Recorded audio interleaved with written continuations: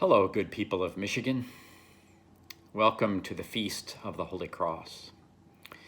I'm going to direct us today to the 12th chapter of John's Gospel. And I, when I am lifted up, will draw all people to myself. John's Gospel understands Jesus' self-offering on the cross as his exaltation. Thus, he is lifted up as on a throne, an instrument of death that was meant to be a political statement of Rome's power, that was meant to humiliate and destroy, becomes in the hands of God an invitation of total love, mercy, and forgiveness. Stunning, right there. Today's feast presents us with an opportunity. We can once again claim our center as we are reawakened to the glory of the cross. It is there we discover the definitive statement of who God is in God's very nature, the desire to draw all people to himself. In that act on the trash dump of Golgotha, of all places, is a proclamation of pure love. Do not mistake this for a passive God who is waiting for us to find him. Jesus taught us of a God who will not stop searching until we are found. God's passion is you. Too often in history, the church has done a lot of grumbling about sinners. Nothing new there. Welcome to humanity.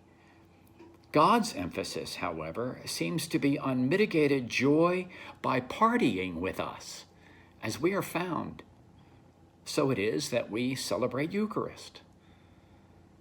The cross event reveals with stark clarity the very nature of the activity of the divine love and manifests its character as directed to the welcome of all people.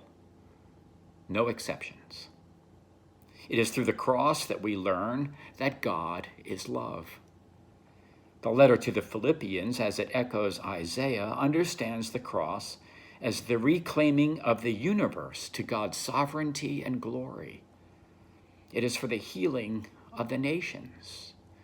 It is also the vindication of Jesus, who refused to regard equality with God a thing to be exploited, placing himself at the divine disposition.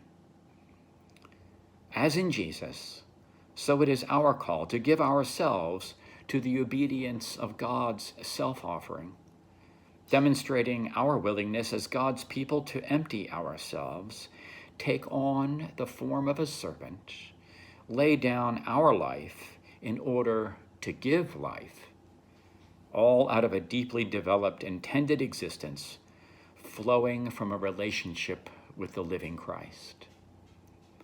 The cross shows us that the way to God is the way of self-giving love. The way of God's love is the way of the cross, drawing all people to God's very self.